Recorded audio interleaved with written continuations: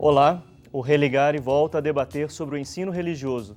Em nossa entrevista, vamos conversar sobre um novo modelo para esta disciplina. Quem nos explica este tema é o mestre em Educação e professor da PUC Minas, Douglas Cabral Dantas. Professor Douglas, seja bem-vindo aqui ao Religare. Obrigado, Flávio. A satisfação é minha. Bem, você sabe que pode participar do programa escrevendo uma mensagem, uma questão ao professor Douglas para o nosso e-mail, religare@tvhorizonte.com.br. Professor Douglas, em relação ao ensino religioso, tantas polêmicas. Sim. Como é que você avalia este cenário? Diferentes polêmicas, na verdade, né? Polêmicas no âmbito da escola particular, também polêmicas no âmbito da escola pública. E são polêmicas diferentes. Como é que a escola particular trata o ensino religioso? No caso, você diz a escola particular confessional. Confessional, isso. No âmbito da escola particular, isso é mais... As escolas têm uma opção clara, faz parte da sua filosofia, faz parte da sua confessionalidade, da sua identidade, identificar-se com esta ou aquela religião, né? Sim. E apresentar uma disciplina, geralmente 2 horários semanais. A maioria das escolas aqui em Belo Horizonte, em Minas Gerais, tem essa prática, dedicadas aos alunos, oferecendo esse conteúdo dessa disciplina. A polêmica maior levantada por especialistas, por educadores, é quando ela apresenta a sua versão, a sua proposta como a melhor para os seus alunos. E ela desconsidera, não é, outras propostas, a legitimidade de outras propostas. Quando isso não é considerado na sala de aula, quando isso não é trazido, compartilhado, pesquisado junto com os alunos, apresenta então apenas um único modelo, uma única confessionalidade como a melhor, a única. Não é? Sim, o cenário na escola privada, né, esse tema primeiro da nossa entrevista, ele comumente é assim? Ele é confessional ou na escola privada há espaço para um diálogo mais amplo e plural em relação ao ensino religioso? Sim, sim. A gente tem diferentes opções. A gente tem escolas particulares, confessionais, que têm já a compreensão da importância de um modelo que seja mais plural, Sim. Que escute mais as experiências dos alunos, das famílias, que considera o universo diverso da procedência desses alunos e dessas famílias, né? Porque muitas famílias fazem a opção por aquela escola, não tanto pela identidade religiosa da escola, mas porque a escola é mais próxima de casa, tem no ranking de acesso à universidade, é uma escola que está à frente de outras, por exemplo. Então, esse é um critério diverso da confessionalidade. E quando o aluno se depara com essa disciplina, a escola tem o cuidado de considerar que ele não tem necessariamente um vínculo, uma adequação, uma identificação com a sua proposta confessional, e ela está mais aberta a escutá-lo, a valorizar essas experiências diferentes. Inclusive através de pesquisas, através de estudos, não é? Ela valoriza-se muito esse universo plural. Mas são algumas escolas que já têm essa abertura, outras ainda não. Outras não. Agora o assunto esquenta na escola pública. Sim. Como vai a polêmica na escola pública em relação ao ensino religioso? A polêmica maior na escola pública diz respeito ao status que ganha a disciplina na escola pública, o status que ela tem na escola pública, né? Ou seja, ainda é uma disciplina de, no máximo, 50 minutos por semana, portanto, um horário apenas. O professor tem que se dividir para dar conta de tantas turmas. O professor tem que ter um jogo de cintura muito grande para tornar aquele momento tão rápido o mais aprazível possível. E, da parte de muitos administradores escolares, ainda é uma disciplina que serve como apaziguadora de indisciplinas. É aquela disciplina cujo professor vai cuidar da formatura da 8ª série, não é? Então, os problemas de convivência em sala de aula, disciplinares, serão resolvidos por aquele professor. Deixemos para ele resolver isso, porque a disciplina tem esse objetivo. E aí os outros professores... Isso é o que se entende? É o que se entende. Muitos administradores têm esta postura. Você falava de 50 minutos, mas para algumas pessoas 50 minutos pode parecer uma eternidade. Uma vez, na outra entrevista que nós tivemos aqui com o professor Antônio Francisco, um telespectador nos escreveu dizendo, e como é que nós vamos fazer com aqueles que não creem em Deus? Não é? Há espaço para essa discussão no ensino religioso? Na escola pública, estou falando Na do modo escola geral. pública? Na escola pública, sim, há espaço. Agora, isso depende muito da opção do professor. Né? Conversávamos antes, né, sobre isso, de que dependendo da experiência religiosa do educador, da sua trajetória formativa nessa área, ele pode ter contato maior, com um universo maior de religiões, de leituras, de fontes de pesquisa e, consequentemente, vai saber levar para a sala de aula outras experiências e valorizar também experiências diferentes dos seus alunos. Agora, há professores que só conhecem aquela única opção religiosa, que é a sua, e só leem material daquela opção e entendem que devem dirigir a aula apenas para que os alunos creiam no que ele crê. Bom, então, pelo que você fala, existem vários modelos do ensino religioso. Quais seriam esses modelos de ensino religioso? Como é que nós podemos entender um pouco esse cenário? Classificar. Né?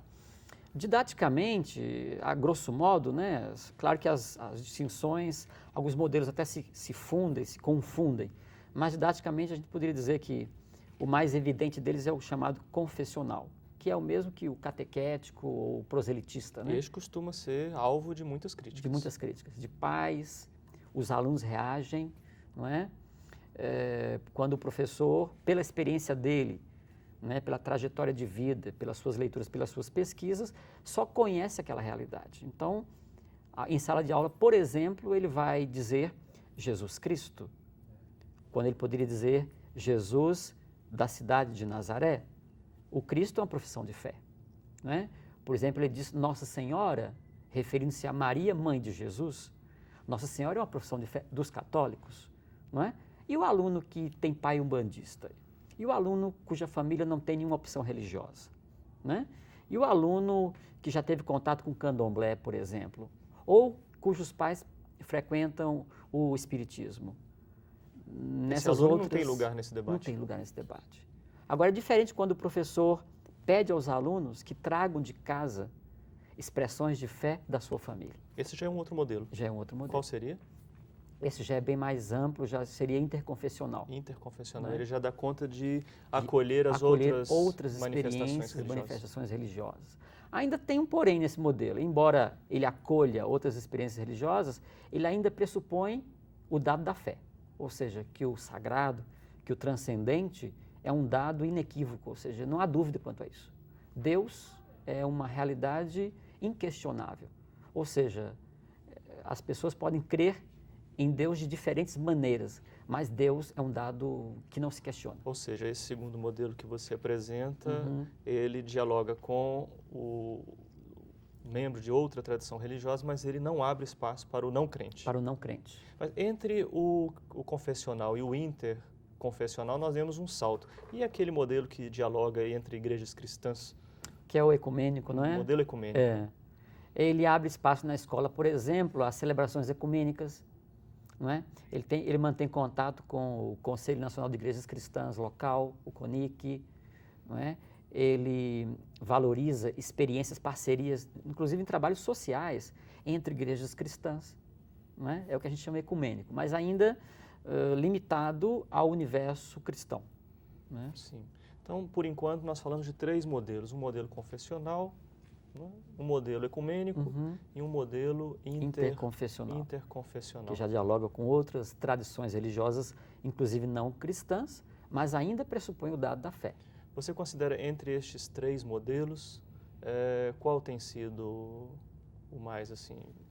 Na escola pública, aqui em Minas Gerais, eu conheço mais a realidade da região metropolitana de Belo Horizonte, minha pesquisa foi sobre esse universo, o interconfessional, ele predomina. Até porque há professores que estão lecionando essa disciplina na rede pública e que não têm necessariamente um vínculo, um compromisso com esta ou aquela igreja, não é? Se identifica com a proposta, conduz a disciplina de maneira a fomentar cidadania e ética, formação humana, né, dos seus alunos. Então, essas questões sociais, a autocrítica, a leitura crítica da realidade e como que as diferentes tradições religiosas podem contribuir para essa leitura crítica da sociedade e, inclusive, estimulando trabalhos, iniciativas, projetos, né? Sim. Nós vamos falar, talvez agora no primeiro bloco não haja tempo ainda, mas uma outra proposta. Você falou de 3 modelos, mas você aqui no artigo que você publicou na revista Horizonte, lá da PUC, você fala de uma quarta modalidade que você chama de modelo interreligioso pluralista, ou pluralista. No próximo bloco nós vamos conversar mais detidamente sobre esse tema, mas em linhas gerais, em que consistiria esse modelo pluralista? Em linhas gerais, ele bebe, né, nas fontes da antropologia cultural, da filosofia da religião, da psicologia da religião, e ele está muito mais preocupado não tanto com a opção religiosa do aluno, mas preocupado com a religiosidade, não é? Em estimular, em cultivar a religiosidade do aluno. Bem, nós vamos conversar depois do intervalo sobre o ensino religioso plural. Voltaremos em instantes com o Religare.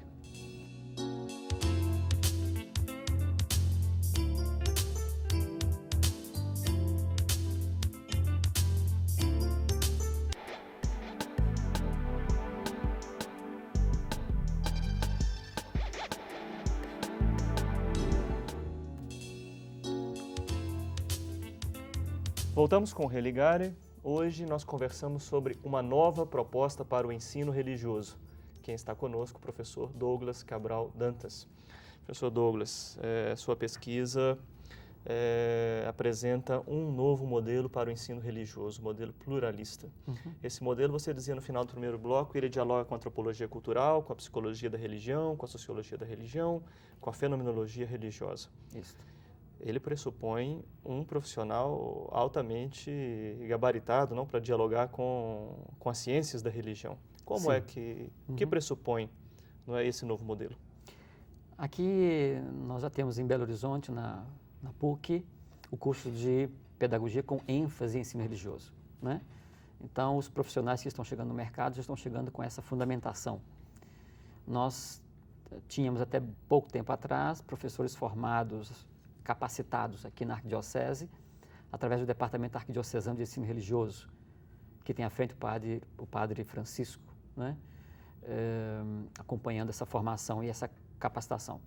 Acontece que os critérios de ingresso na escola têm sido cada vez mais exigentes. Então, essa grande maioria de professores que só teve, né, uma formação, alguma graduação, mas não específica na área de ensino religioso, ele começa a ser muito mais cobrado. Então, e começa a perder espaço, né, na escola pública para os professores que estão ingressando no mercado com o curso de pedagogia com ênfase em ensino religioso, que dá essa fundamentação. Existem formas alternativas de formação desse profissional? Eu sou graduado em letras, mas quero trabalhar com o ensino religioso, como faço? Sim. A pedagogia com ênfase oferece a possibilidade de que você pague algumas disciplinas isoladamente para complementar a sua formação. E também o DAER da Arquidiocese, o Departamento Arquidiocesano do Ensino Religioso, oferece semestralmente uma programação de cursos rápidos, palestras, módulos, não é?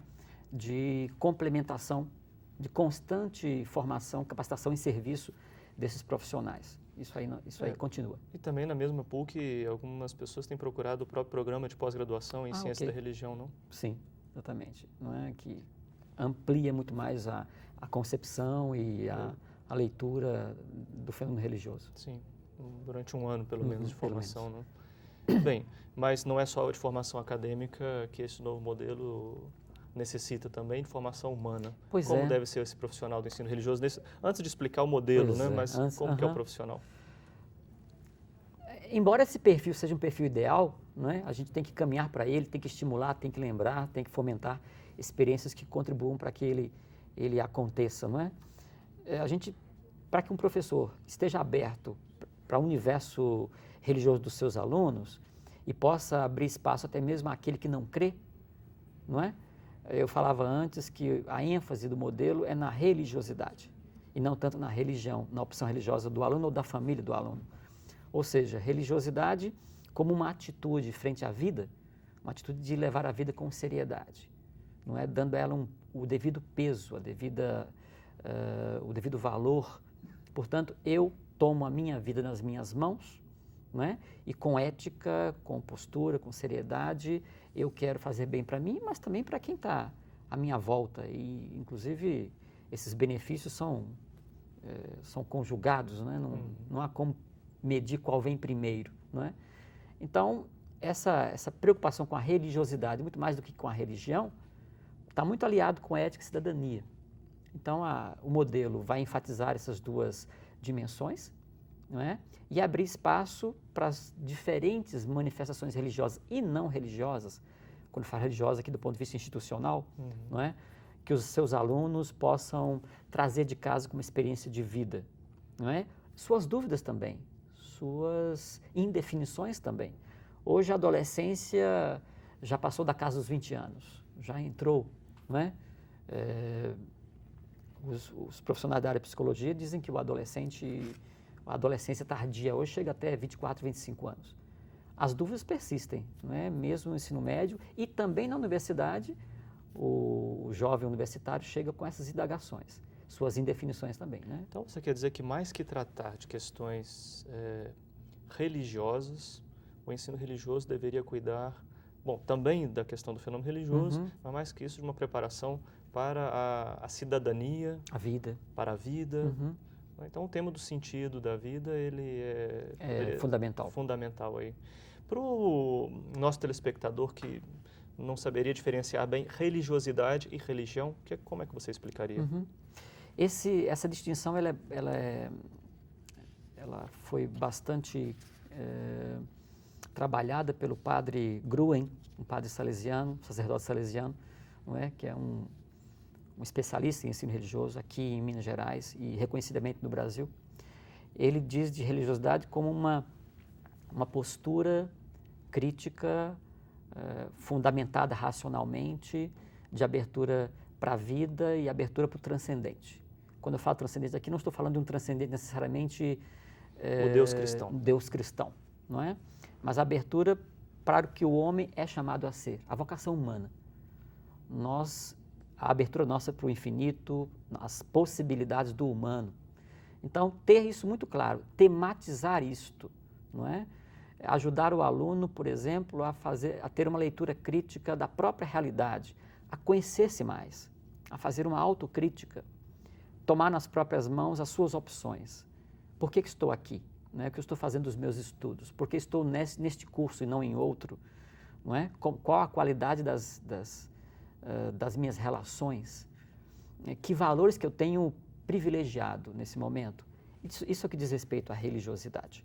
Então, é possível que a gente encontre muitas pessoas que vivem com seriedade a sua religiosidade ou que têm uma religiosidade clara, tematizada, consciente e não tem uma opção religiosa, institucional, né? Não tem uma opção institucional. Eu nem diria ainda, pode ser que ela nem venha a ter, mas que seja um bom cidadão, um bom pai de família, um bom político, não é? Uma pessoa ética, íntegra. Esse é o objetivo maior do modelo pluralista. Ele não abriria espaço ofereceria argumento para aqueles que dizem, bom, no lugar de ensino religioso, vamos colocar então uma disciplina chamada ética ou formação humana.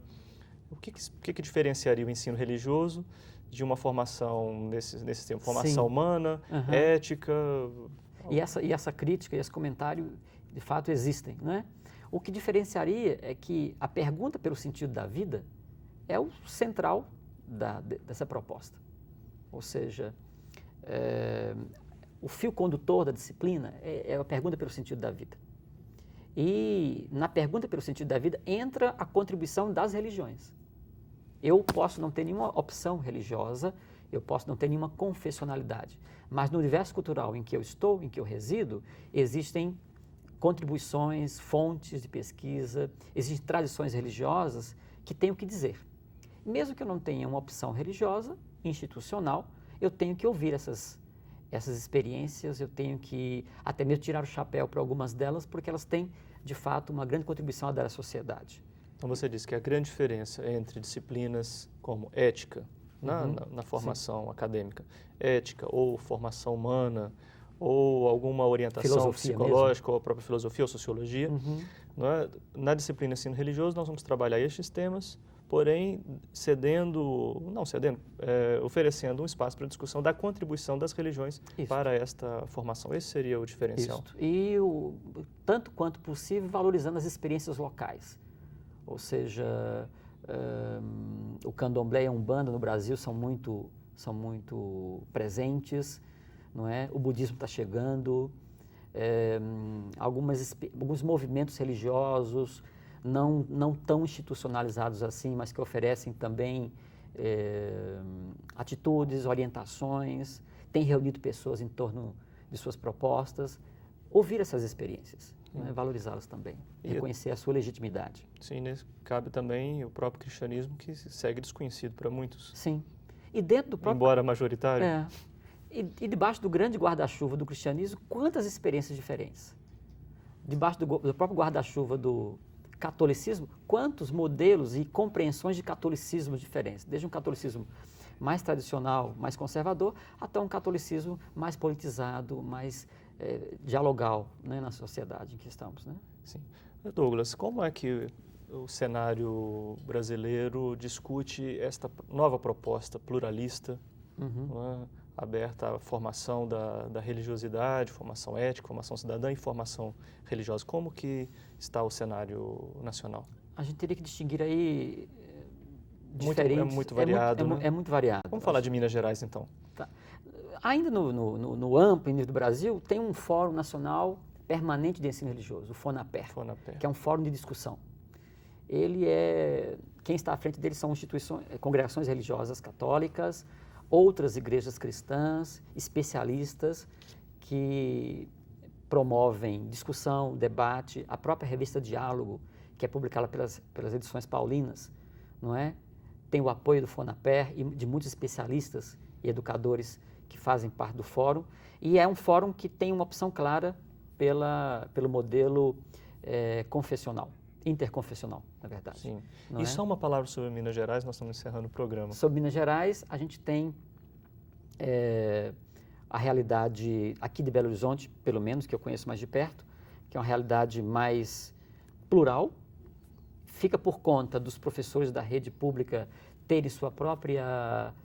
darem o seu tom em sala de aula, conforme a sua experiência, as suas leituras, a sua pesquisa, a sua formação, não é? A gente tem, de fato, uma realidade bastante plural, predominando o modelo ainda confessional, ou seja, o dado da fé é o que prevalece, tanto para o professor quanto para o aluno. Precisamos seguir trabalhando, então, por esse novo, precisamos novo modelo. Douglas, muito obrigado pela sua presença aqui no Religário. Obrigado a você que acompanha o nosso programa cada semana, às quartas-feiras, às 10h30 da noite, quintas-feiras, às 2 da tarde, aos sábados, às 13h30. Um abraço muito cordial. Até o próximo Religarem, Conhecimento e Religião.